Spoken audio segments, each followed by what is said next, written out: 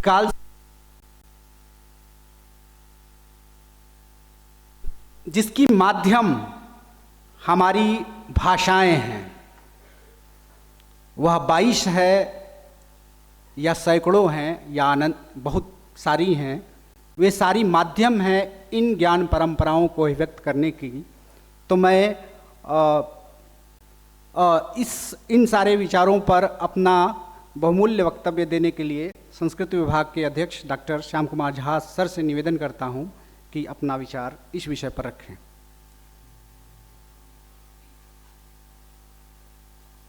धन्यवाद गोविंद जी।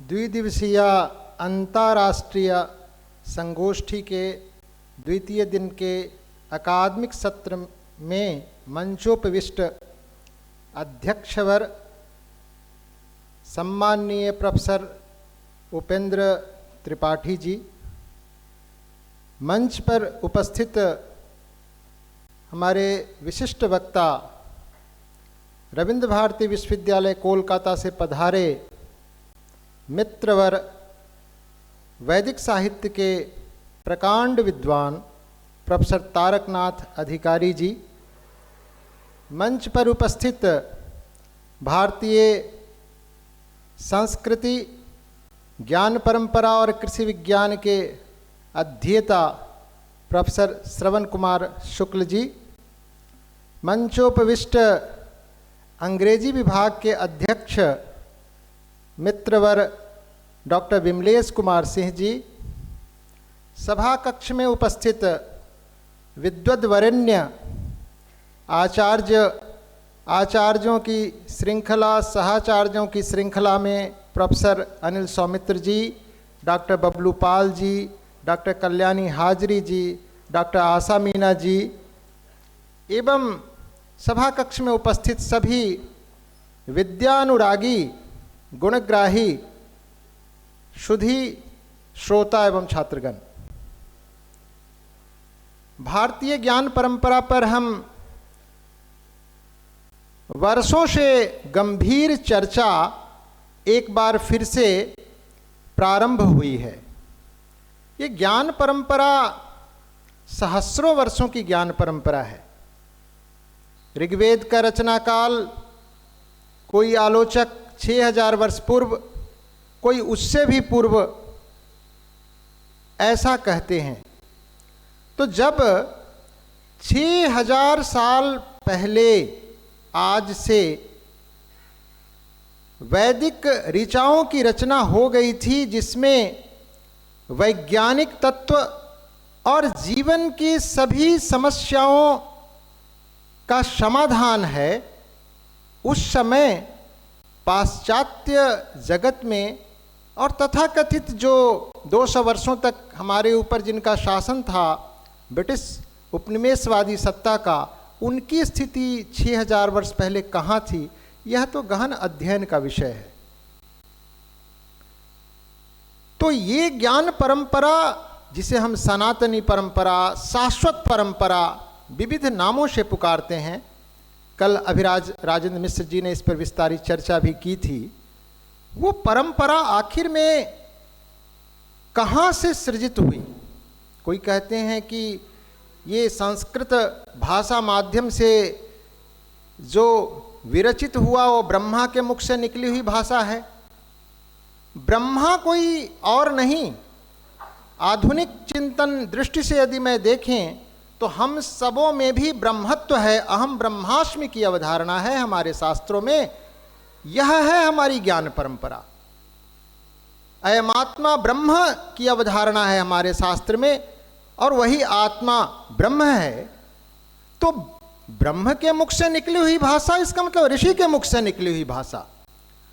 ये ब्रह्मदेव ही उपदेश दे रहे थे, तभी संस्कृत भाषा और ये ज्ञान की परंपरा का प्रारंभ हुआ। अगर इस तरह से हम संकीर्ण व्याख्या करेंगे तो दूसरे आलोचक ऐसे भी सजीव हो उठते हैं। तो सजीव न हो उठें, उसके लिए हमें थोड़ा सा और व्यापक स्तर पर जाकर आलोचना करनी होगी। प्रोफेसर अनिल सौमित्र जी ने शायद यही बात वो कल कहना चाह रहे थे कि हम जो भी व्याख्या करते हैं अपने शास्त्रों की, उसमें थोड़े से और औदार्य की आवश्यकता है, संकीर्णता का परित्याग करना होगा। देवभाषा, ये देवभाषा कौन सी देवभाषा? देवतुल्य। सर, मैं आपका ध्यान आकर्षण चाहूंगा, चूंकि अधिकारी सर को पहले गमन करना है, आपकी फ्लाइट है, तो इसी की वजह से मैं थोड़ा व्यतिक्रम करते हुए पहले बोल रहा हूं कि सर निकल जाएंगे। तो ये देवतुल्य भाषा मतलब देवतुल्य लोगों की भाषा, और भारतवर्ष के लोगों में तो देवत्व है। अगर वो देवत्व न होता तो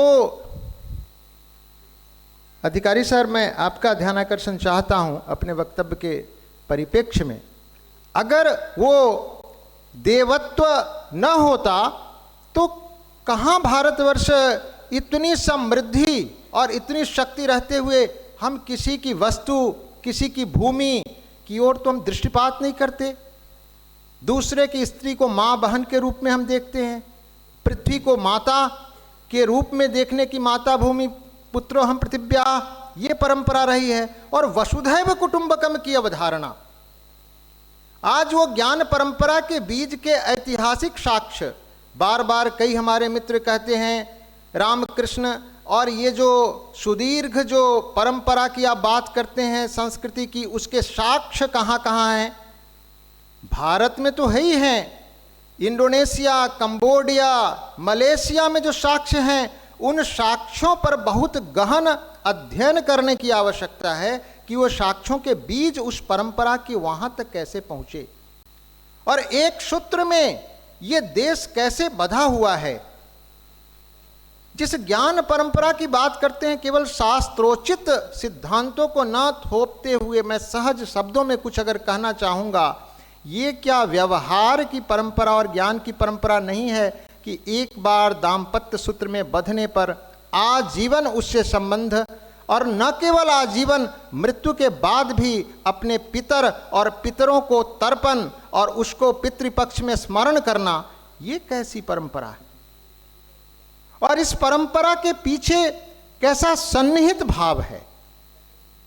तो इस दृष्टि से हम देखें तो हमारी जो विशाल परंपरा, जिसके बीज शास्त्रों में मिलते हैं, लेकिन शास्त्र को अगर हम किनारे भी कर दें तो भारतवासियों के व्यवहार में वो लोकहित का भाव, लोक मंगल का जो भाव है, परोपकार पुण्याय पापाय परपीडनम,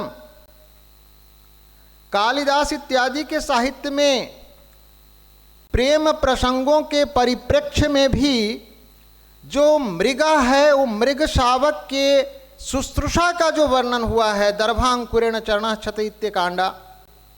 संस्कृतेतर छात्र भी बैठे हैं, हिंदी और अंग्रेजी के भी, इसलिए मैं बहुत अधिक संस्कृत आज थोपना नहीं चाहता हूँ। केवल संस्कृत का सेमिनार होता तो व्याख्या और दूसरे ढंग से कर सकता था। मतलब वो मृग शावक का मुख खत हो गया है कुश से, नुकीले कुश से, उसको शकुंतला अपने पुत्र की तरह लालन पालन करती है और दत्तक पुत्र है, उसको पुष्प पसंद हैं, फिर भी उसको हाथ नहीं लगाती है। पातुंग न प्रथमं व्यवस्थित जलंग जस्मा स्वपीते सुया। और वो आज गई नहीं है, जाने वाली है। याश्चत्यद्य शकुंतलेति हृदयं संस्पृष्टम उत्कंठया, आज जाने वाली है। इसको सोच करके ऋषि कण्व, जिनकी वो पुत्री नहीं है, पालिता पुत्री है, उनके सामने ऐसा अंधेरा छा जाता है कि कुछ देखने लायक स्थिति नहीं रहती। और वो कहते भी हैं कि तब गृहस्थों की क्या अवस्था होगी। मैं सच में कहता हूं, मैं एक कन्या का पिता हूं, और जब कभी मैं सोचता हूं कि विवाह के बाद वो जाएगी, सच में सोचने मात्र से आंखों में जल आ जाता है। सोचने मात्र से जो स्थिति कण्व की थी प्रातः काल, सोचने भर से कि आज जाएगी, ये जो संबंध है अटूट संबंध, कहीं ना कहीं उस संबंध को अभी कुछ हो गया है, कुछ ग्रहण सा लग गया है। तो आज की इस संगोष्ठी के माध्यम से बहुत गंभीर चर्चा न करते हुए भी उन संबंधों को ऐसा कौन सा ग्रहण लग गया है कि हम एक दूसरे के कई जगहों पर, स्थानों पर, समाचार पत्रों में जो संवाद छपते हैं उसमें खून के प्यासे हैं, हत्याएं भी हो रही है। तो उस ज्ञान परंपरा की केवल थाथी लेकर के चलने से तो काम नहीं चलेगा कि हमारे पास ये था, हमारे पास ये है, हमारे पास वेद, उपनिषद, रामायण, भगवत गीता है तो, लेकिन वो व्यवहारिक रूप से क्यों नहीं हम तक पहुंच सकी। निश्चित रूप से हजारों वर्षों की जो दासतापूर्ण जो सत्तात्मक व्यवस्था रही है वो उसका कारक है। और आज फिर से हम एक बार केंद्र सरकार के सचेष्ट प्रयासों की वजह से उस पर गंभीरतापूर्वक अवलोकन, अंतर्मंथन, पुनर्विश्लेषण करने को बाध्य हैं कि ये परंपरा क्यों शिथिल या विलुप्त कुछ हो गई, उसको जीवंत करना है। बहुत विशिष्ट वक्ता हैं, आयोजक को तो ऐसे भी अधिक नहीं बोलना चाहिए, दूसरे को मौका देना चाहिए। जो शिक्षा हमने अनिल सौमित्र जी से कल ली थी, तो कुछ ऐसे भाव विचार हैं जो मुझे कहना था, मैं लोभ संवरण नहीं कर सका, और वो वही है कि आप आज पूरे दिन इस पर एक मंथन करेंगे कि हमारी जो इतनी गौरवशाली परंपरा और ज्ञान परंपरा, इस परंपरा के होते हुए भी जो समाज में अनाचार, कदाचार, हिंसा, द्वेष, प्रतिहिंसात्मक घटनाएं घटती है, इसका निदान पुलिसिया तंत्र से या शासन व्यवस्था से, शासनादेश से नहीं हो सकता। उसका निदान शिक्षाविदों को ही निकालना पड़ेगा, व्यवहारिक स्तर पर, न कि वक्तव्यों के स्तर पर। ये एक बहुत बड़ा प्रश्न सर है पूरे देश में शिक्षाविदों के सामने। त्रिपाठी सर, पूरे देश में एक बड़ा प्रश्न है कि ये आउटपुट संगोष्ठियों का उतना नहीं हो रहा है जितना होना चाहिए। इस पर हम ही लोगों को विचार करना होगा कि क्यों लोग क्वेश्चन उठाते हैं कि इसका आउटपुट, आउटकम क्या है। केवल चर्चा करके कुछ जो भी है व्यवहारिक व्यवस्था, भोजन आदि की व्यवस्था हुई, हम निकल गए। भोजन के बाद एकेडमिक सत्र में लोगों का अभाव क्यों दिखता है? कहीं ना कहीं गांभीर्य की कमी है। और वो गांभीर्य आप जो सामने बैठे हैं, रिसर्च स्कॉलर, एमए के स्नातकोत्तर के छात्र, आप ही भावी भारत के और इस ज्ञान परंपरा के वाहक हैं। आपके ऊपर ही दायित्व है। आप अपने दायित्व को गंभीरतापूर्वक इस संगोष्ठी में समझेंगे, अंतर्मंथन करेंगे, तभी हमें लगता है कि ये संगोष्ठी की जो परिकल्पना की गई है वह फलीभूत होगी। अधिक समय न लेता हुआ मैं अपनी बात समाप्त करता हूं और आगत सभी अतिथियों का आयोजन समिति की ओर से एक बार पुनः स्वागत करता हूं। धन्यवाद।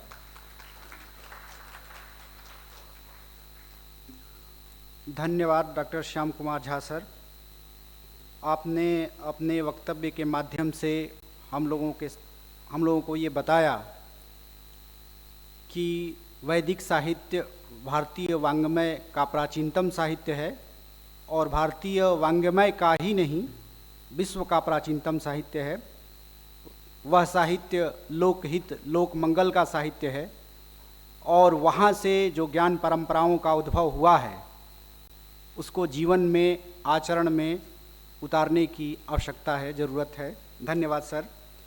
मैं आज के विशिष्ट अतिथि प्रोफेसर तारकनाथ अधिकारी सर को उनके वक्तव्य के लिए आमंत्रित करता हूं। आप आचार्य हैं रविंद्र भारती विश्वविद्यालय में। सर को जल्दी ही निकलना है, इसलिए मैं सर को सबसे पहले आमंत्रित करता हूं। सर, आप अपने वक्तव्य के लिए सादर आमंत्रित हैं। डॉक्टर तारकनाथ अधिकारी सर।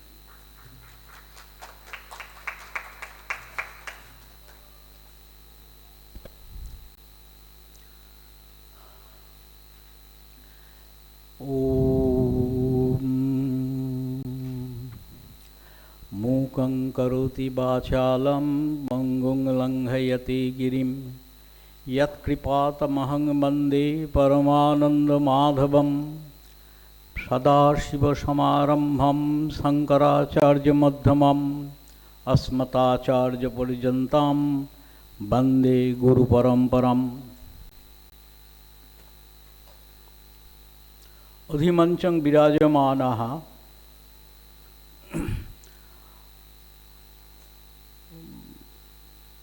बनारस यूनिवर्सिटी का त्रिपाठी जी मेरा वेद मित्र जी है।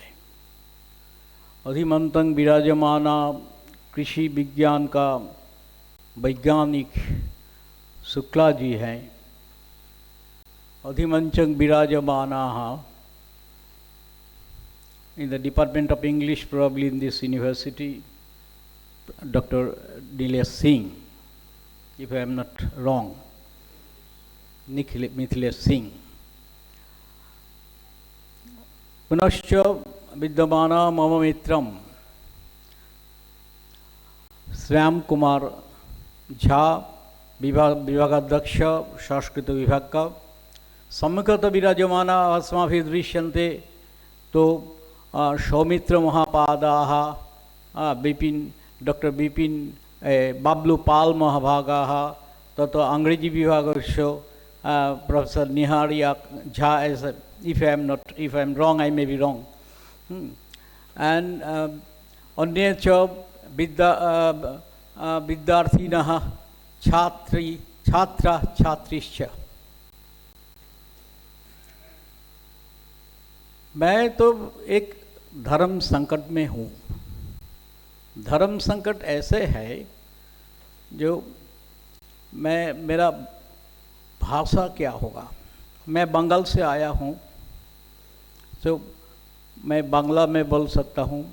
सेमिनार जो चल रहा है वो अंग्रेजी में चलता है, कहाँ से संस्कृत में भी चलता है और हिंदी में भी चलता है, बांग्ला में भी चलता है।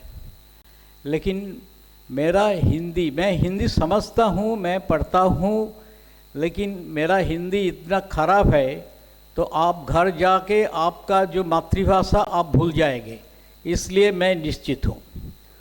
तो इसीलिए मैं धर्म संकट में हूँ और अब मैं माफ़ चाहता हूँ आपका सबका साथ। तो if I speak in English, then it's okay because it is a law of the seminar that you can speak in English, and there will be no problem for us. And Sanskrit भाषया वदामि तो तदपि वक्तुं शक्यते, परन्तु सर्वेषां श्रुतबोधो भविष्यति वा सर्वेषां आनंद भविष्यति वा एतद् विषये मम संदेहो जायते।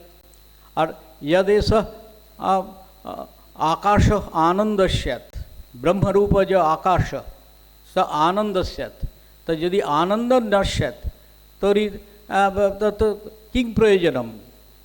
प्रयोजनम् अनुद्दिश्य कुमारिलभट्टमहापाद तत्र सन्ति तत्र कुमारिलभट्टमहापादान्य किमुक्तम्? यावत् प्रयोजनं यस्य कस्यापि कर्मणः शास्त्रस्य कर्मणो वा यावत् प्रयोजनं नोक्तं तावत् तत् केन गृह्यते।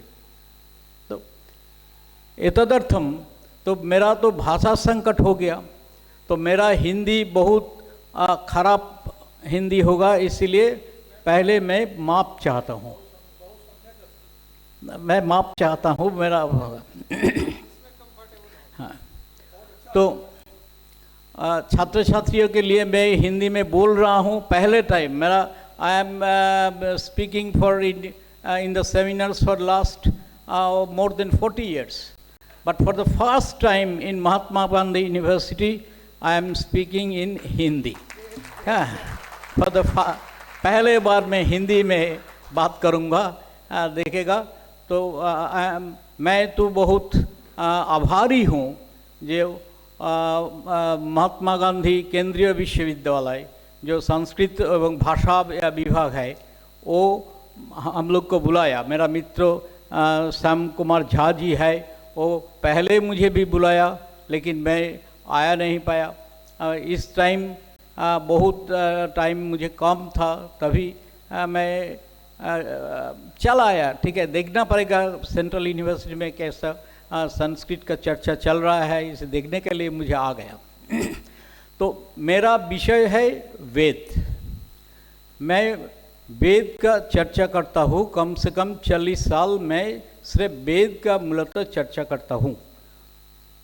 तो पहला फर्स्ट टाइम बंगाल में मैं अथर्ववेद का कंप्लीट ट्रांसलेशन बना लिया। अथर्ववेद का कंप्लीट ट्रांसलेशन बंगाल में इससे पहले कभी नहीं हुआ, वो 4 वॉल्यूम में मैं किया। हाँ, ये कंप्लीट हुआ 2022-23 साल से कंप्लीट हुआ। तो वो आज का वक्तव्य विषय, वो वक्तव्य विषय थोड़ा बहुत कुछ मेरा मित्र बोल दिया। पहला वक्तव्य है जो वेद में जो इंडियन नॉलेज सिस्टम का जो वार्ता है, वो वार्ता में कोई नया कुछ है जो हम लोग अभी मॉडर्न टाइम्स में हम लोग बोल सकता है कि नहीं। इसका टाइम में मैं पहले स्टार्ट करूंगा, ऐसे लिए ज़्यादा टाइम मैं न लूँगा क्योंकि मेरा हिंदी आपका मालूम है कैसे है। हाँ, तो जब हम लोग सवेरे इसका कोई जान पहचान आदमी का साथ मिलता है, क्या बोलता है? नमस्ते, आप अच्छे हैं। अंग्रेजी में बोलता है गुड मॉर्निंग, तो बांग्ला में बोलता है भालो आछेन। तो वो रिप्लाई किया आता है, रिप्लाई है अच्छा है। तो if you go to in America then they will say it's very fine, and in Europe they will say fine, and अब हिंदी में बांग्ला में कुशल है, हम लोग कुशल में है। बट दिन का अंत में जब हम लोग सारा दिन हम लोग काम के बहुत सारे इधर उधर काम के व्यापृत होकर 5 मिनट के लिए दिन का अंत में हम लोग मेडिटेशन में बैठ जाएंगे, तो आप लोग चिंता करेंगे ये सब कुछ ठीक है क्या इन मॉडर्न टाइम्स में। मेरा भले सब कुछ ये सब ठीक है क्या, कैसे ठीक होगा? पहले देखिए जे मेरा परिवार में कि सब ठीक है, मेरा पिता माता जी की ठीक है, स्वस्थ है, फिजिकली मेंटली स्पिरिचुअली ठीक है।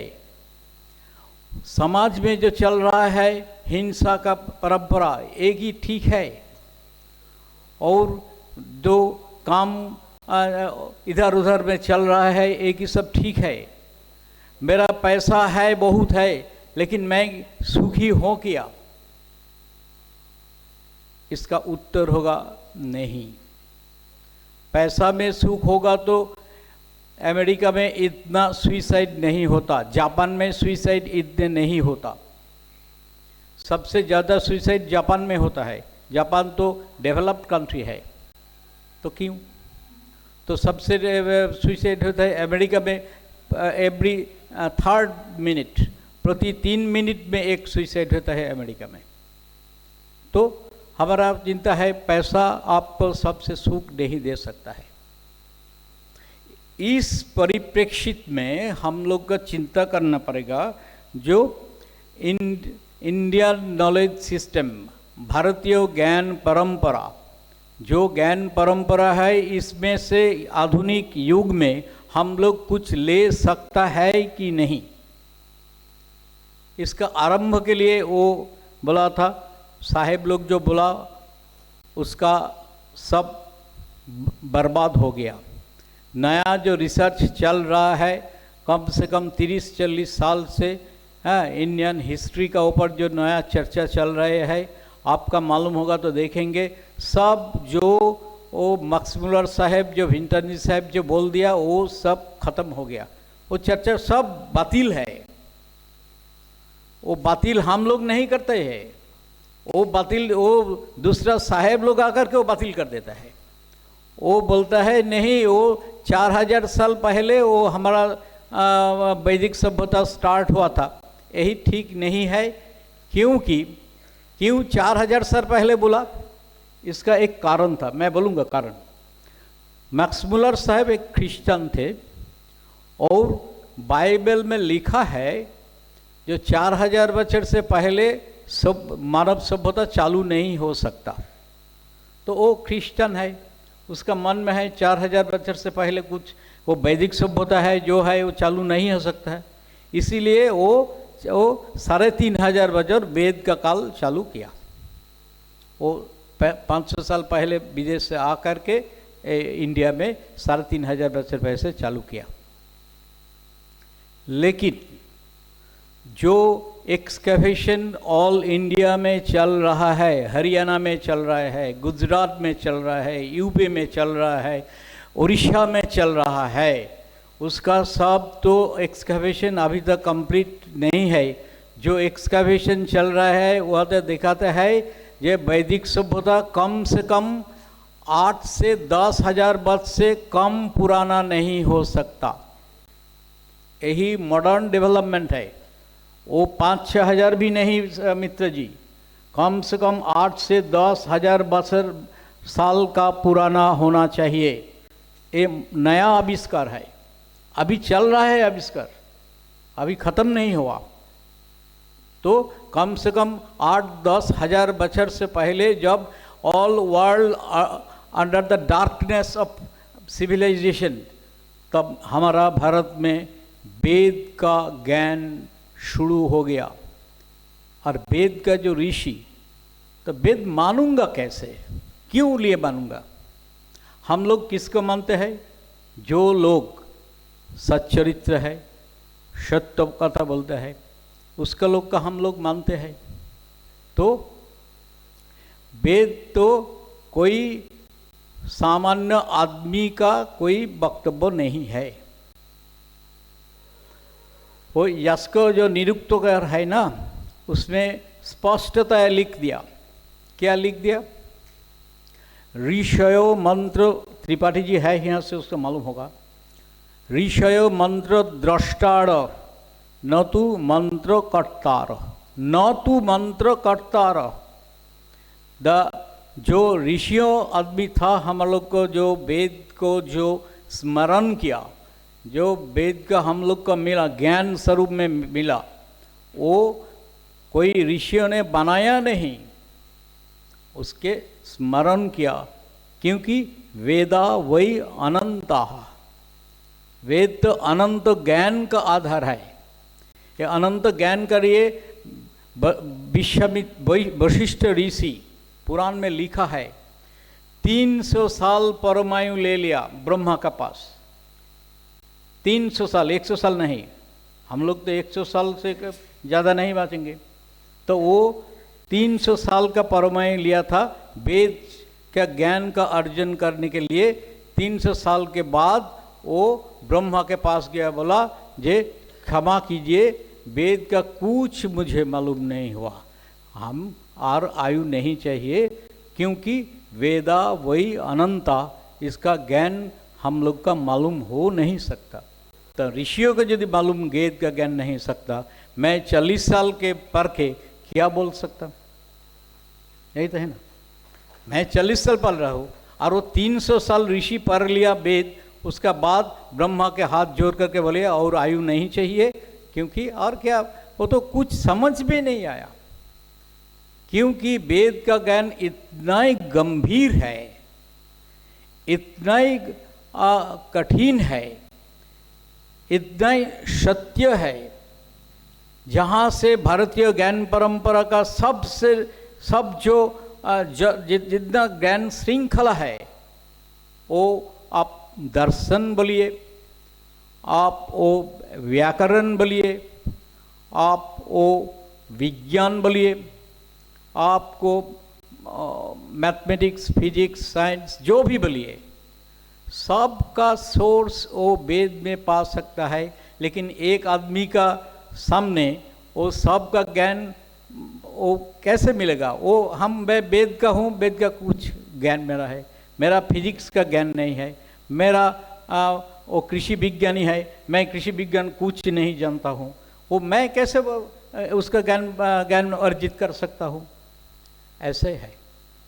तो मैं आपका ज़्यादा टाइम नहीं लूँगा। 2-3 बिंदु में आप लोग का एक मॉडर्न डेज में हम लोग जो वेद का मध्य जो ज्ञान का जो भाग है वो भाग हम ले सकता है कि नहीं, आपको विचार करने के मैं छोड़ देगा। आप विचार करेंगे ये ले सकता है कि नहीं। फर्स्ट ऑफ ऑल एजुकेशन के बारे में बताएं, शिक्षा का। आप शिक्षा का क्या हाल होता है? मेरा मित्र बोल दिया जे सेमिनार कर लेता है, वो भोजन हो जाता है, भोजन का बाद वो सब हम लोग बाड़ी चला जाता है, घर चला जाता है, सब भूल जाता है। तो ये जो वो सेमिनार का जो वचन सेमिनार में जो हम लोग आपको सिखाया, जो हम लोग आपको बोला, उसका हल क्या है? क्योंकि एजुकेशन में हमारा जो परिवेश है वो परिवेश अच्छा ही नहीं है। क्योंकि मेरा मन में सदा भर चिंता रहते है जे अच्छा ये पढ़ कर क्या होगा, मेरा कोई काम मिलेगा क्या, मेरा कोई दूसरा पैसा मिलेगा क्या, मेरा कोई घर मिलेगा क्या।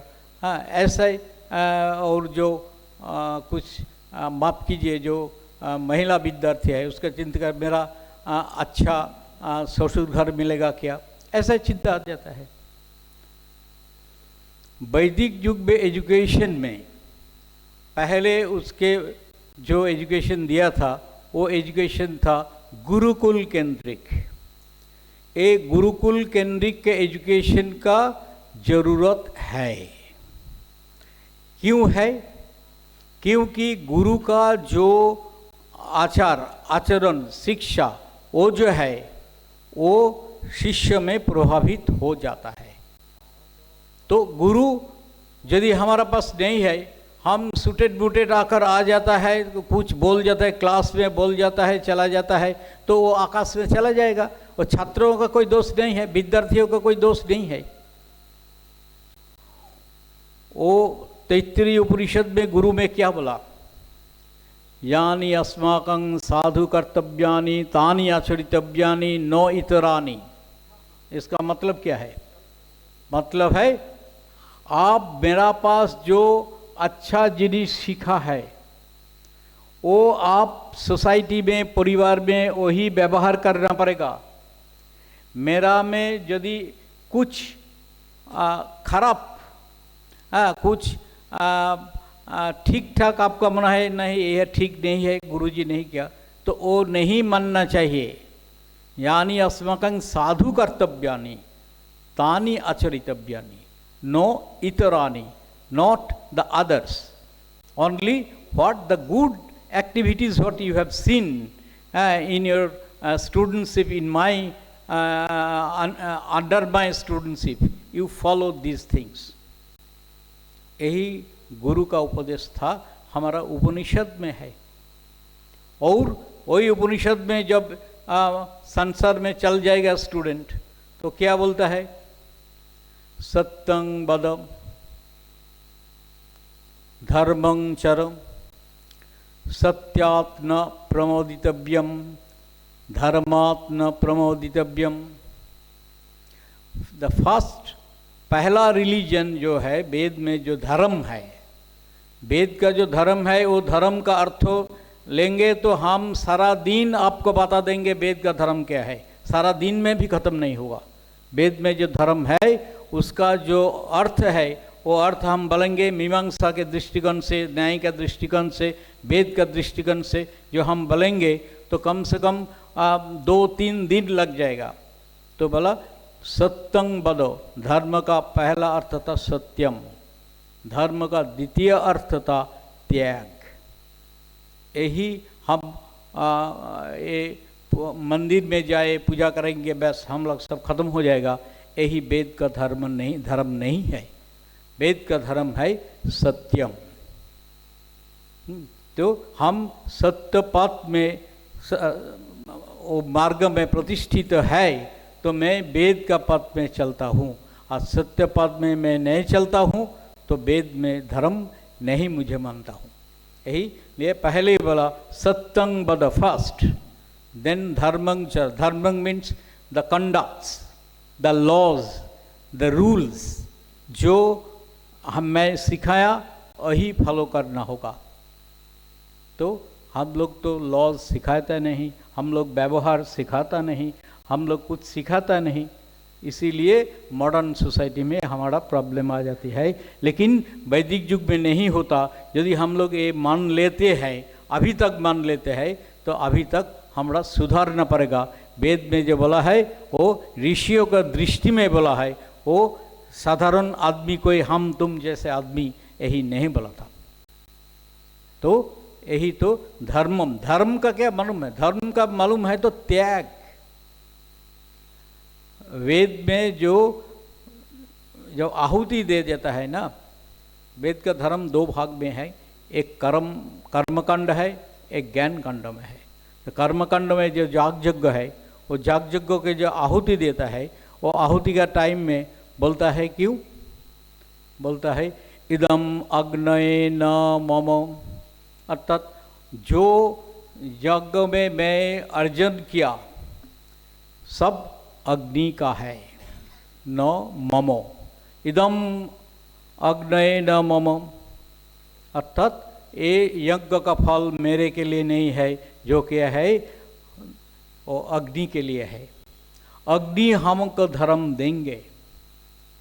एंड ये जो त्याग का वार्ता है, द्रव्यं देवता त्याग इति याग, अर्थात याग का लक्षण है तीनों है।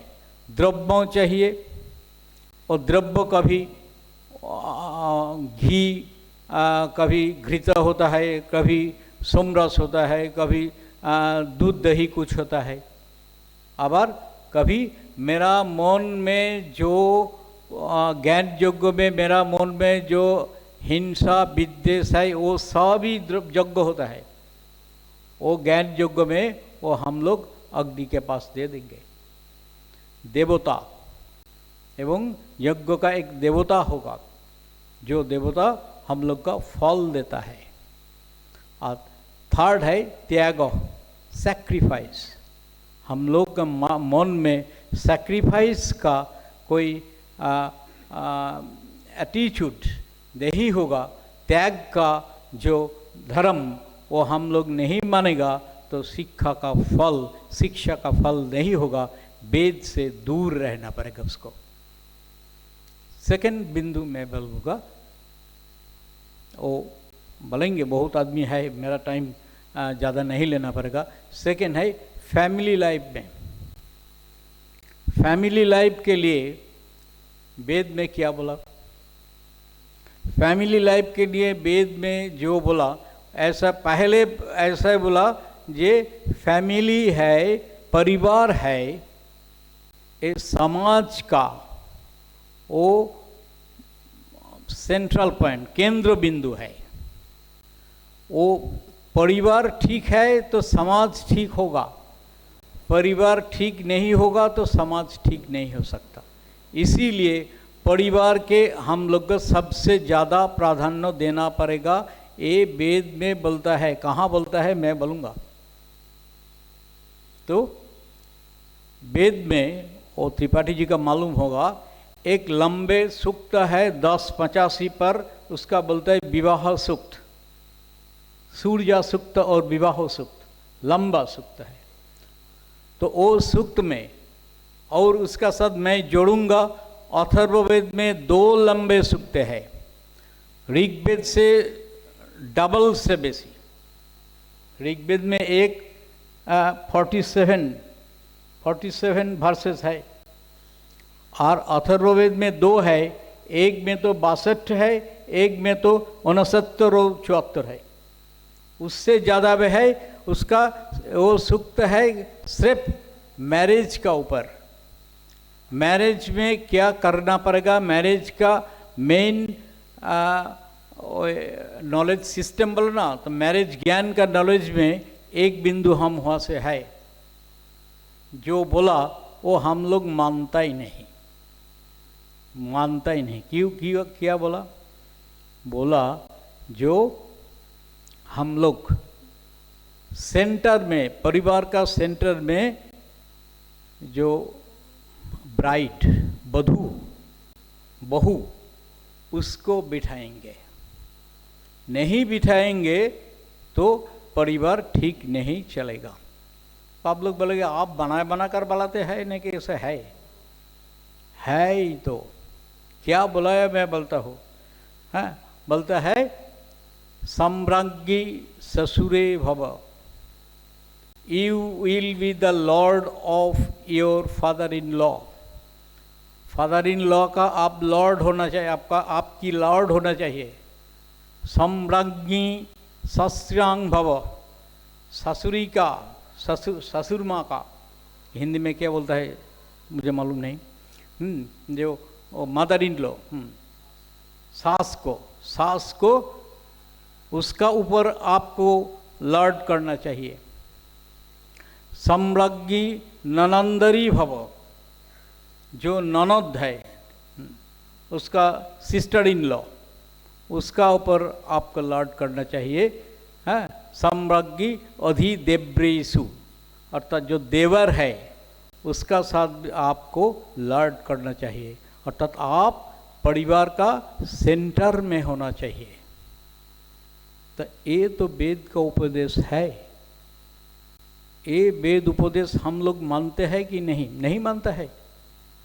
मैं दुख का साथ बोलूँगा, समाज में नहीं देखता है, ये देखता है समाज का महिलाओं का साथ तो ऐसा ही चलता है, नहीं आप सबसे ऊपर बैठी है, नहीं बोलता है।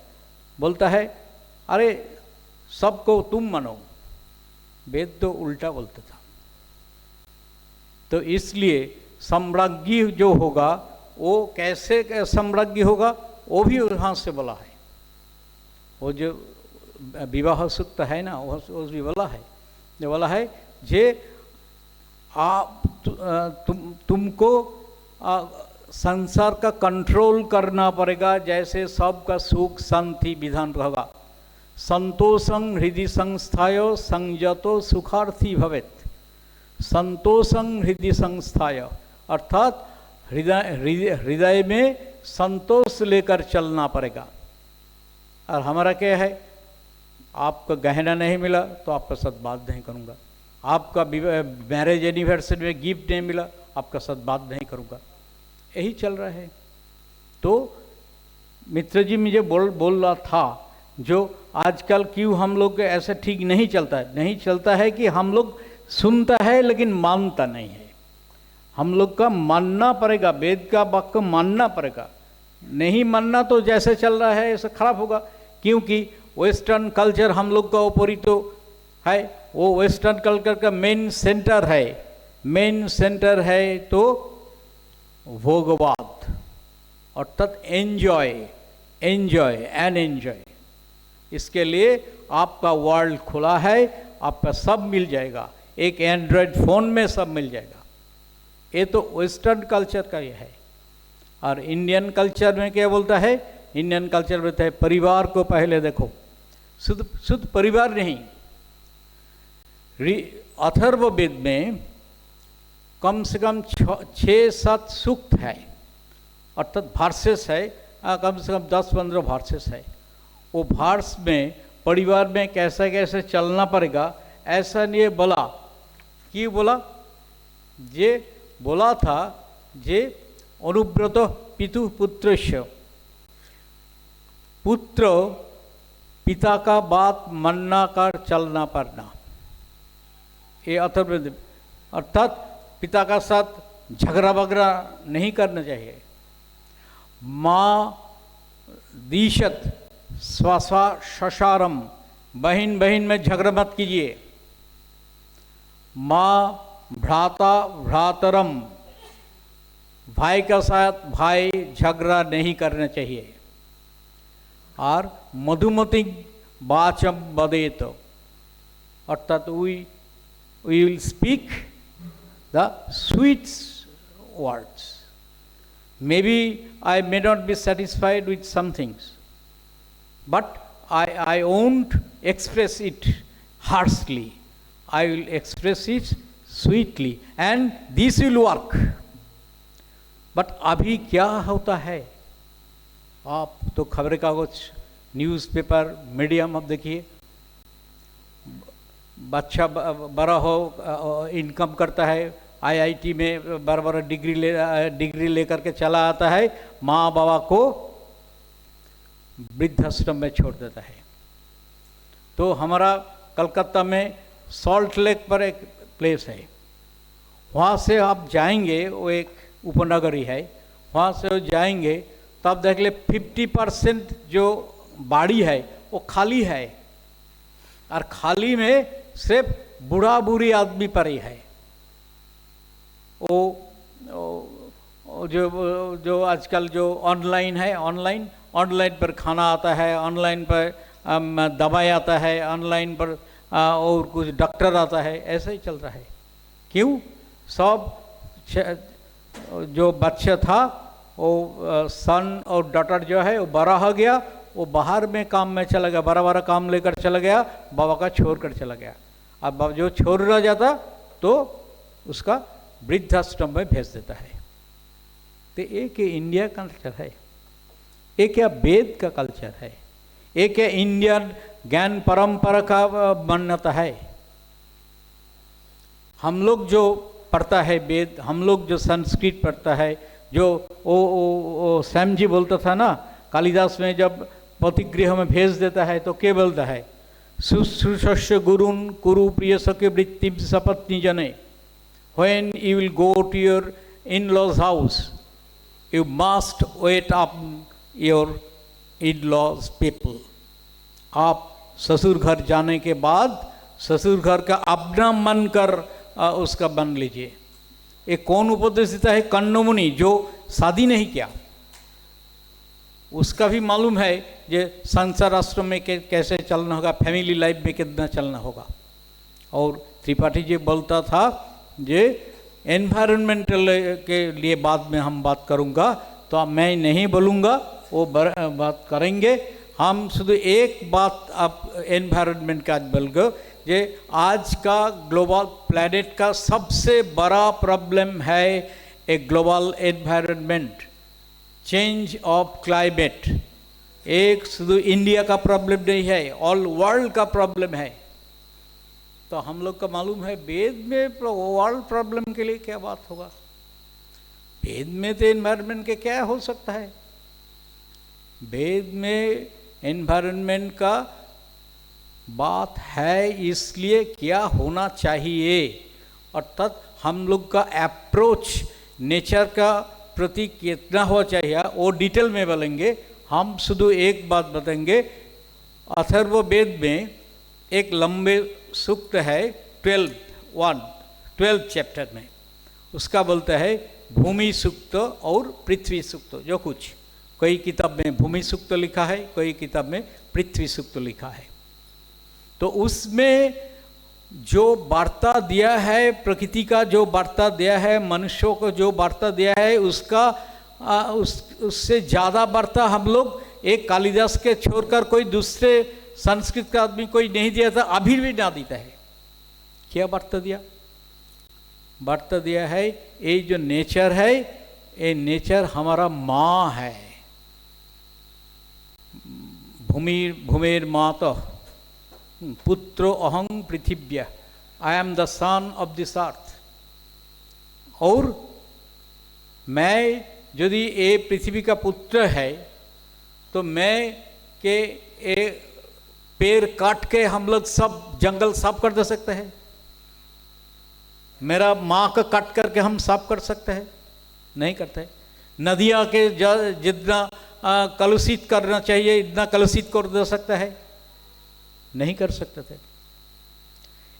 इब्न वो भूमि सूक्त में बोलता है जे ये पृथ्वी में सबका समान अधिकार है, जिसके अधिकार मनुष्य के है, ऐसा अधिकार सब प्राकृतिक जीव का है, वो पंछियों का है, वो बाघ का है, वो सिंह का सा है, वो हिंस्र पशु भी है। सबको इस पृथ्वी का समान अधिकार है। यही अथर्ववेद में भूमि सूक्त में लिखा है। वो लाइन में कोट कर बोलते तो बोल सकता है ये टाइम हो गया, टाइम हो गया, ठीक है।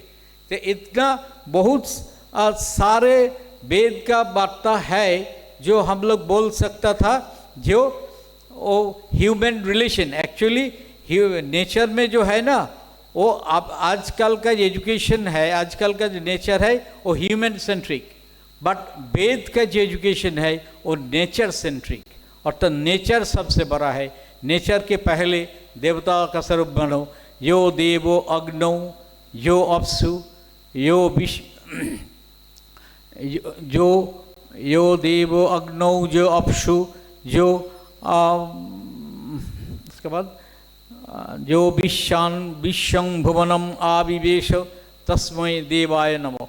यो देवो अग्नौ जो अप्सु जो वनस्पतिषु, जो देव अग्नि में है, जो देव वनस्पति में है, जो देव जल में है, जो देव विश्व भुवन में है, अयम आत्मा ब्रह्म सर्वं खल्लिदं ब्रह्म विश्व में है, तस्मै देवाय नमो नमः। ऐ तो वेद का वाणी है, बहुत सारे वाणी है। वो हम लोग 2-3 वाणी समाज में मानिए, परिवार में मानिए, खुद मानिए, तो हम लोग आदर्श जीवन यापन कर सके, हम लोग सबको समाज को दिखा सकते कि यही आचरण करना ही पड़ेगा। Model code of conduct that can be done by us, otherwise मेरा हिंदी जैसा ऐसा ही होगा, सब कुछ गोलमाल हो जाएगा। धन्यवाद।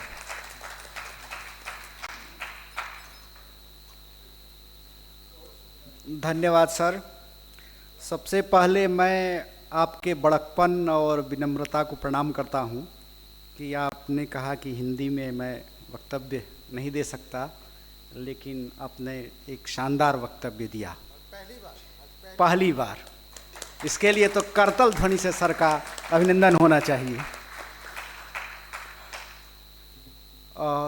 सर ने राष्ट्रीय शिक्षा नीति 2020 के उद्देश्य को पूरा किया और अथर्ववेद का 4 भागों में बांग्ला में अनुवाद किया। ये निश्चित रूप से सर, ये आपकी कीर्ति को, यश को निश्चित रूप से बढ़ाएगा और आपको हमेशा स्मरणीय रखेगा। सर, आपने आत्ममंथन की प्रविधि की बात की और यह भी एक भारतीय ज्ञान प्रणाली ही है जो आत्ममंथन की बात करती है।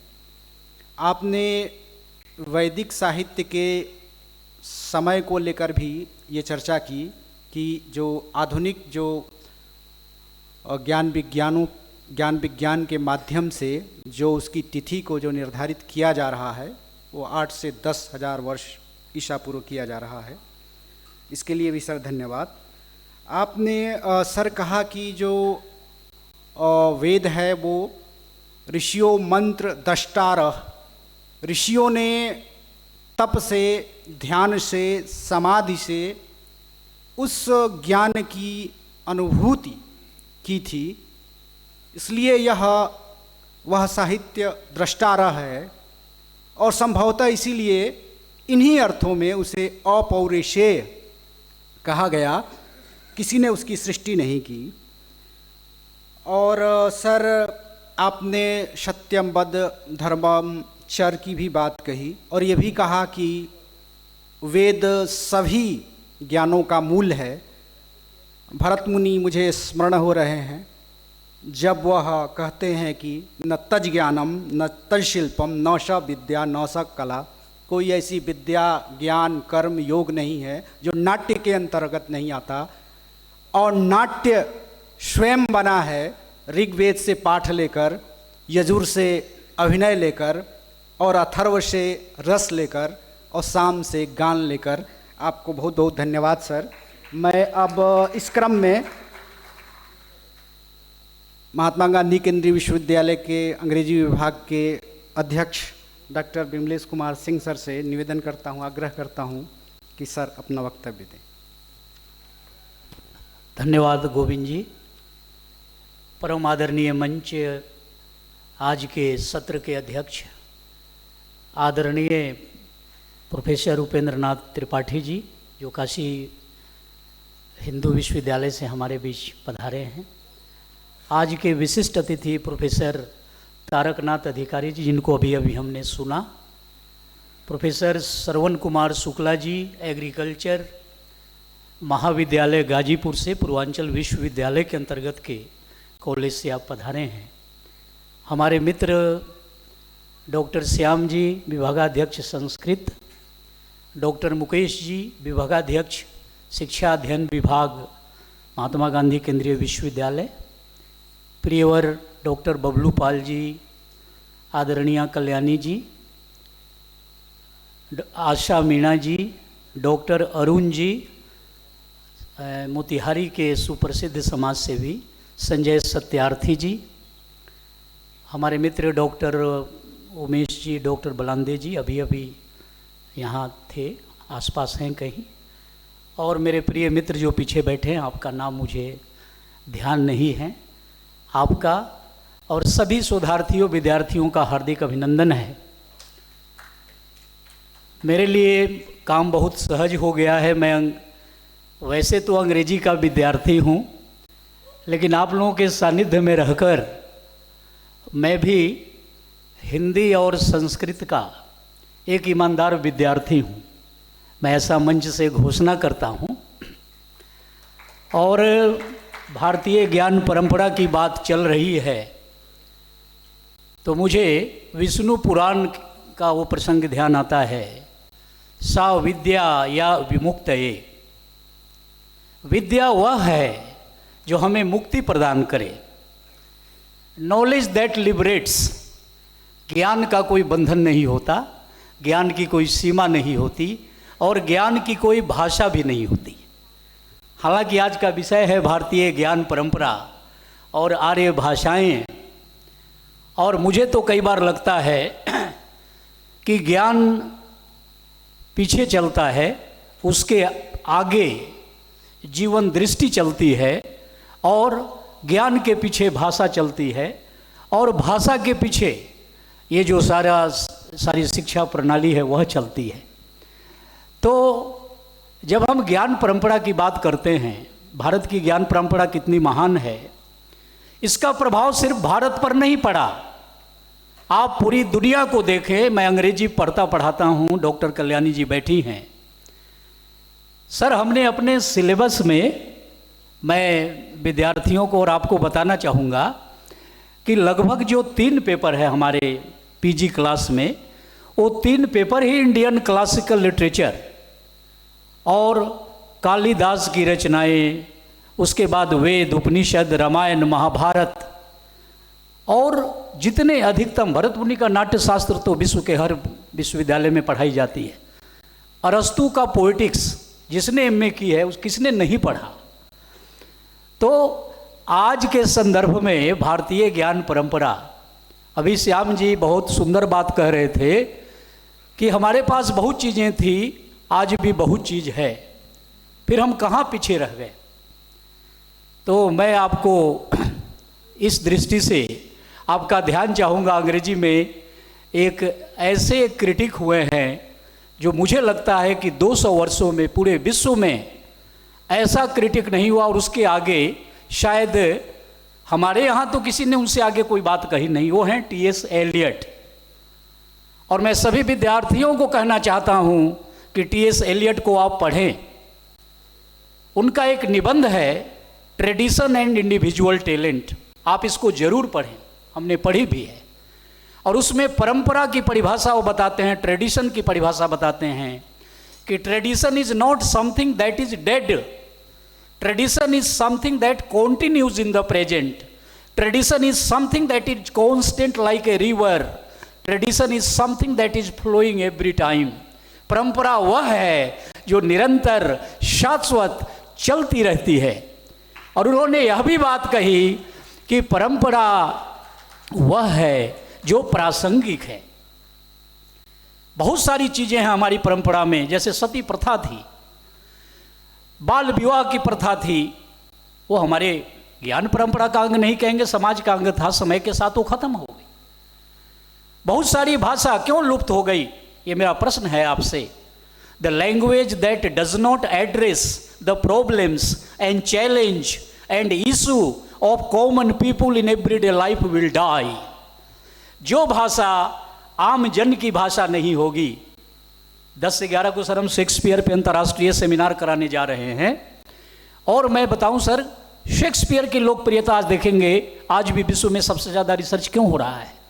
क्योंकि शेक्सपियर खुद अनपढ़ था और एक कहते हैं ना, अनगढ़ हीरा, यानी जिसने प्रकृति के विश्वविद्यालय में पढ़ा उनकी भाषा देखिए, उस भाषा में कटुता नहीं है, उस भाषा में एक्सक्लूजन नहीं है। तो भारतीय ज्ञान परंपरा का एक जो वैशिष्ट है वह है इंक्लूजन, यानी सर्वस्पर्शी है भारतीय ज्ञान परंपरा। और इस बात को ऋषि भी कहते हैं। लेकिन समय के साथ कुछ ऐसी नासमझी हुई है भारतीय ज्ञान परंपरा के साथ, जिसमें जो एक आलोचनात्मक दृष्टिकोण है, जो विमर्श का दृष्टिकोण है, कहीं न कहीं उसको हाशिए पर रखा गया। अगर ऐसा नहीं होता तो मैं आपको बताऊं कि हमारे उपनिषद में एक उपनिषद है प्रश्नोपनिषद। प्रश्नोपनिषद की परंपरा के हम संवाहक हैं। हमारे देश की परंपरा में हम जब शंकराचार्य की बात करते हैं तो मंदन मिश्र की बात करते हैं।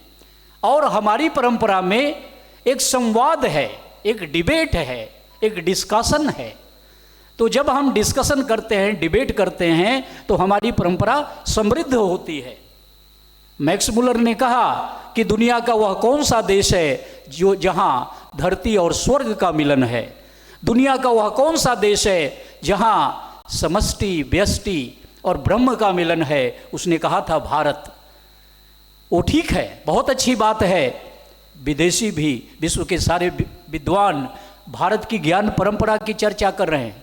हमारी शिक्षा नीति में भी ये बात आ गई है।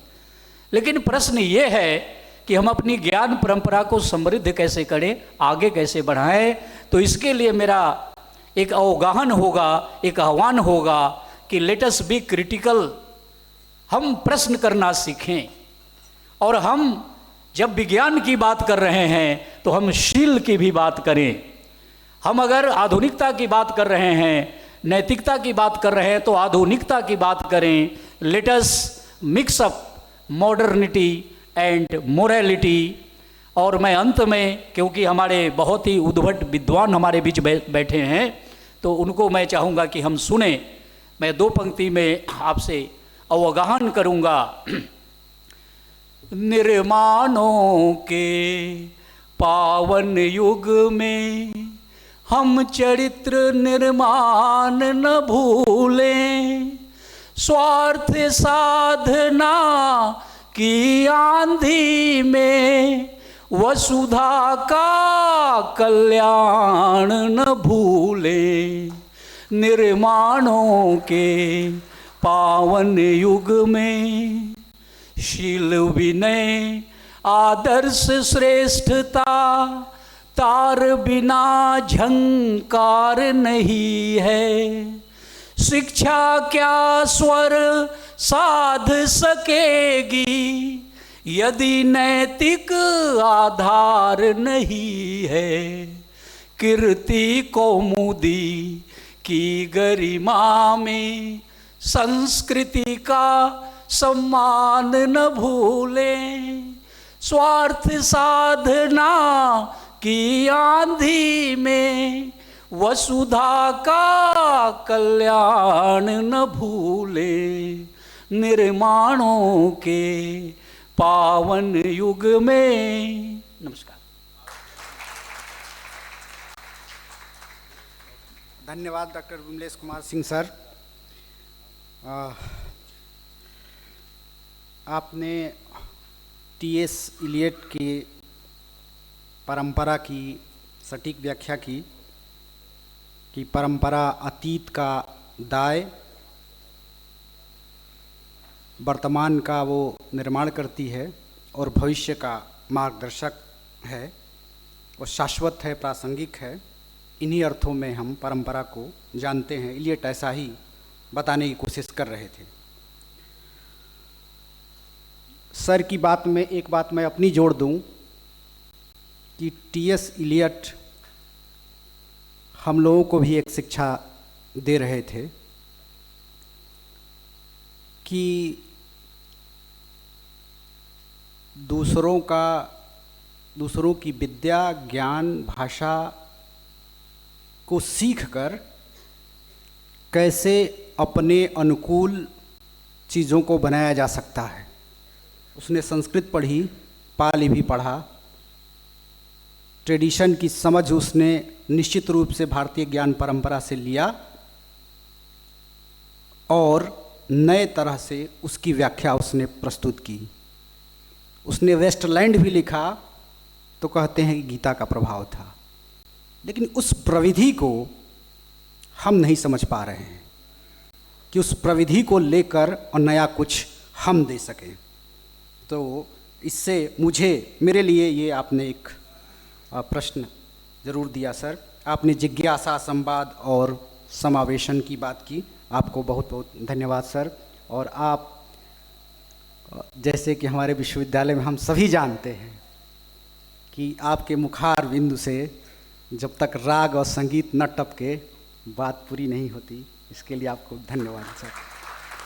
मैं इस क्रम को आगे बढ़ाते हुए गाजीपुर से हम सबके मध्य उपस्थित प्रोफेसर श्रवण कुमार शुक्ल जी से अनुरोध करता हूं कि सर आप अपने ज्ञान से हम सभी को लाभान्वित करें। प्रोफेसर श्रवण कुमार शुक्ल जी।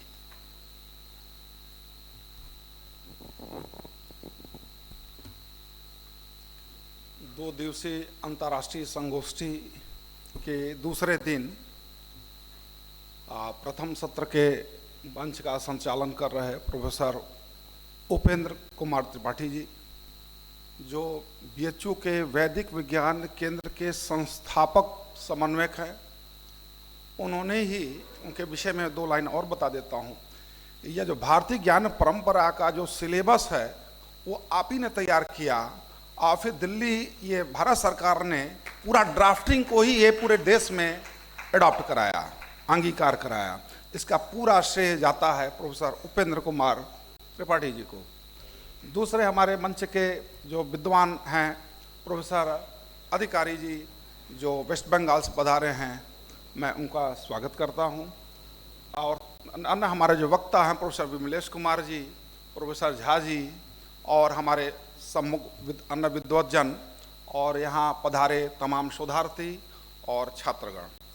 जैसा कि आप लोग भी बड़ा सोच रहे होंगे कि भारतीय ज्ञान परंपरा की अब क्या आवश्यकता आ गई, इतना दिन क्यों नहीं था, क्यों इसकी आवश्यकता है कि हमें ये पढ़ाया जा रहा है, ऐसा तो कभी मैंने सुना नहीं। तो यह बहुत आवश्यक है आप सभी को जानना कि जिस प्रकार हमारे जितने भी प्राचीन ग्रंथ थे, तक्षशिला, नालंदा में जिस प्रकार आपको लोग इतिहास पढ़े होंगे, जानते होंगे कि नालंदा में जब हमारे आक्रमणकारियों ने आग लगाई तो महीनों जलता रहा। इतने ग्रंथ थे कि महीनों आग नहीं बुझी थी उस परंपरा को। लेकिन और हमारे उसी क्रम में, उसी श्रृंखला में जो हमारे तमाम वेद ग्रंथ, तमाम उपनिषद, तमाम शास्त्र जो बचे रह गए, वो उससे आपको परिचित होना बहुत आवश्यक है। इसलिए परिचित होना आवश्यक है कि ये सब चीज़ धीरे धीरे लुप्त होती जा रही है। और यदि हम आज जो हमारा विषय है उसमें यही है कि जो हमारे भारतीय वैज्ञानिक हैं उनको हम कभी भूल ना सके। भारतीय जो शास्त्र इन्होंने दिया, जो आविष्कार किए हैं, जो शोध किए हैं, वो जनमानस तक जो पहुँचे हैं। आप देखते होंगे तमाम हमारे जो पश्चिम के वैज्ञानिक हैं, अमेरिकन वैज्ञानिक है, फॉरेन के वैज्ञानिक हैं, वो हमारे ही वेद के, हमारे ही नीम पर पेटेंट ले रहे हैं, हमारे अदरक पर पेटेंट लेने का प्रयास हो रहा है। तो आखिर क्यों आक्रमण हो रहा है, जबकि सभी बौद्धिक ज्ञान हमारे ही यहाँ उपलब्ध है, हमारे शास्त्रों में उपलब्ध है। उन्हीं कुछ प्राचीन वैज्ञानिक तो भारतीय ज्ञान परंपरा में हम तब तक पूर्णता नहीं प्राप्त करते जब हमारे प्राचीन जो हमारे महान वैज्ञानिक हैं उनको योगदान को हम याद नहीं करते हैं। तो इसलिए बहुत आवश्यक है कि हम छात्रों से, बच्चों से हम चाहते हैं कि कुछ हम, मैंने सब बहुत बड़ी लिस्ट तो नहीं है, थोड़े ऐसे वैज्ञानिकों से हम परिचित कराना चाहेंगे कि उनका क्या योगदान रहा है। उसमें पहला जो नाम आता है उसमें आता है डी चंद्रशेखर वेंकट रमन, जिन्होंने जो 1917 में रमन प्रकृति के रंगों के अध्ययन का इन्होंने आविष्कार किया था, जिसको रमन इफेक्ट की खोज किया था इन्होंने। तो और फिर इन्होंने सन 1930 में रमन को जिसको कि नोबेल पुरस्कार भी फिजिक्स के क्षेत्र में दिया गया इनको। इसी प्रकार दूसरे जो आते हैं वैज्ञानिक श्रीनिवास रामानुजम, इन्होंने जो महान गणितज्ञ वैज्ञानिक थे और इन्होंने 12 वर्ष की आयु में बाल विद्वान इनको घोषित किया गया था। सिर्फ 12 वर्ष की आयु में इन्होंने ईथर, शून्य, अनंत पर प्रभावशाली व्याख्यान दिए। रामानुजन ने 13 वर्ष की आयु में एक पुस्तकालय से इसे प्लानिस ट्रिग्नोमेट्री की पुस्तक का अध्ययन के लिए लाए। उन्होंने न केवल किताब का संपूर्ण अध्ययन किया बल्कि अपना शोध कार्य भी प्रारंभ कर दिया। सिर्फ 13 वर्ष की अवस्था थी। अपने शोध के आधार पर उन्होंने कई गणितीय सिद्धांत व सूत्र को प्रतिपादित किया था। वह उन्होंने अंकों के सिद्धांत व अन्य क्षेत्रों में उल्लेखनीय खोज किया था। उनकी अंकगणित के क्षेत्र में महत्वपूर्ण उपलब्धियां थीं। इसी प्रकार अन्य जो तीसरे आते हैं वैज्ञानिक आते हैं, आपको जानना चाहिए आचार्य प्रफुल्ल चंद्र रॉय। प्रफुल्ल चंद्र रॉय एक वैज्ञानिक होने के साथ साथ समाज सुधारक व देशभक्त भी थे। सन 1896 में उन्होंने मर्क्यूरस नाइट्राइट की खोज की, जो रसायन विज्ञान के क्षेत्र में उनका महत्वपूर्ण योगदान था। उन्होंने Indian school of chemistry and Indian chemical society की स्थापना की। डॉक्टर राय पशुओं की बेकार हड्डियों का एक पौष्टिक औषधि यौगिक के परिवर्तन करते में इन्होंने सफल रहा। पशुओं की जो हड्डी पाई जाती है, उन्होंने बड़ी मात्रा में पौष्टिक दवाओं का भी उत्पादन किया। उनका मूल्य जिनका और उसका मूल्य बहुत कम रखा गया, जैसे हमारे देश की जनता को ये लाभान्वित हो सके। इस प्रकार रासायनिक उद्योग में के क्षेत्र में Bengal chemicals and pharmaceutical works की इन्होंने स्थापना की थी, जिसके प्राप्त धन से गरीबों का उत्थान करने में ये पैसा खर्च करते थे। तो ये सब हमारे भारतीय विज्ञान परंपरा के एक बहुत बड़े मनीषी थे। इसी प्रकार जो अन्य नाम आता है आपको जानना चाहिए, प्रोफेसर जगदीश चंद्र बोस। जगदीश चंद्र बोस जिस खोज ने विश्वविख्यात बनाया वह बॉटनी से संबंधित था, वनस्पति शास्त्र से संबंधित था। डॉक्टर बोस ने अपने उपकरणों से सिद्ध किया कि पेड़ पौधों में भी जीवन है। जिस प्रकार हम लोग के अंदर प्रत्येक व्यक्ति के अंदर आत्मा का वास होता है, वो निराकार है, वो कभी खत्म नहीं होता, समाप्त नहीं होता। शरीर समाप्त होता है, वस्त्र के रूप में यह शरीर समाप्त हो सकता है, लेकिन आत्मा अमर होती है। जिस प्रकार समुद्र में एक बूंद पानी आप डालेंगे तो विलीन हो जाता है, उसी प्रकार से उन्होंने कहा कि प्रत्येक जीव में कण कण में उस चेतन अवस्था, वो जो ब्रह्म चेतन का संपूर्ण वास होता है। इसमें उन्होंने इसकी खोज की थी। उस समय पेड़ पौधों का मात्र जड़ समझा जाता था। सन 1917 में उन्होंने बोस रिसर्च इंस्टीट्यूट की स्थापना की थी। डॉक्टर बोस ने सन 1911 में रेजोनेंट रिकॉर्डर, 1914 में ऑक्सीलेटिंग रिकॉर्डर, कैस्कोग्राफी, मैग्नेटिक कैस्कोग्राफी आदि महत्वपूर्ण उपकरणों का उन्होंने निर्माण किया था सन 1914 में। इस प्रकार उन्हें रेडियो विज्ञान का पितामह भी किया जाता है। रेडियो विज्ञान का ये पितामह कहा जाता है इनको। वे भारत के पहले वैज्ञानिक थे जिन्होंने एक अमेरिकन पेटेंट प्राप्त किया था। फर्स्ट इंडियन साइंटिस्ट थे। इनको हम भारतीय ज्ञान परंपरा में इस ऐसे वैज्ञानिकों को कभी भुला नहीं सकते हैं। और यदि इनको हम नहीं पढ़ते हैं, इन पर शोध नहीं करते हैं, तो हमारा ये सब ज्ञान अधूरा है। अगले आते हैं वैज्ञानिक आते हैं डॉक्टर मेघनाथ साहा। डॉक्टर मेघनाथ साहा एक सुप्रसिद्ध भारतीय खगोल वैज्ञानिक थे। साहा समीकरण के प्रतिपादन के लिए प्रसिद्ध थे। यह समीकरण तारों में भौतिक व रासायनिक स्थिति की व्याख्या करता था। उन्होंने Saha institute of nuclear physics तथा Indian association for the cultivation of science की स्थापना की। खगोल भौतिकी के संबंध में वेंकटेश ने इन्होंने स्टेलर स्पेक्ट्रम तथा तारकीय वर्णक्रम की महत्वपूर्ण खोज की थी। उन्होंने कई नदी घाटी परियोजनाओं का भी सुझाव सजेशंस दिया था। 1942 में बंगाल में उन्होंने नदी अनुसंधान संस्थान की स्थापना की थी। 1942 ये हमारा जे देश की आज़ादी के महत्वपूर्ण कर्णधार थे। इनको हम भुला नहीं सकते हैं, इसलिए इस पर शोध की आवश्यकता है। इन्होंने दामोदर वैली, भाखड़ा नादल, हीराकुंड जैसी तमाम बड़े बड़े प्रोजेक्ट जो आज भी जिंदा हैं, बेस हमारा विज्ञान का जो भी हम भले हो गया ब्रिटिशों ने किया, लेकिन इन्होंने भी इन्हीं पर जो बेस था, जो पिलर था, उसके यही वैज्ञानिक थे। अन्य वैज्ञानिक नाम मैं लूंगा डॉक्टर बीरबल साहनी। डॉक्टर साहनी भारतीय जीवाश्म वनस्पति विज्ञान के जनक के रूप में जाने जाते हैं। इन्होंने गोंडवाना के पेड़ पौधों का विस्तारपूर्वक अध्ययन करके प्रथम वनस्पति वैज्ञानिक थे। उन्होंने बिहार की राजमहल की पहाड़ियों की खोज की थी, जहां प्राचीन वनस्पतियों के जीवाश्म बहुतलता से मिलते हैं। 3 अक्टूबर 1949 को जीवाश्म वनस्पति विज्ञान संस्थान की नींव इन्हीं की प्रेरणा से रखी गई थी, जो विश्व में इस तरह का पहला संस्थान है पूरे वर्ल्ड में। इनकी मृत्यु के पश्चात इनका नाम Birbal Sahni institute of paleo botany हुआ। वनस्पति व भूविज्ञानी के साथ साथ डॉक्टर साहनी का लगाव पुरातत्व विज्ञान में भी था। इन्होंने प्राचीन भारत के सिक्के ढालने की मेथड, विधियां का इन्होंने प्रतिपादन किया था, अध्ययन किया था, शोध किया था। इन्होंने खोज पर ही इन्हें न्यूमिस्मेटिक सोसाइटी ऑफ इंडिया का नेल्सन राइट मेडल भी इनको प्राप्त किया गया था। अन्य जो हम इनका वैज्ञानिक जिसको हम भुला नहीं सकते हैं, कभी इनके जो योगदान है इनको भूल नहीं सकते हैं भारतीय ज्ञान परंपरा अंतर्गत, उस पे है नाम है डी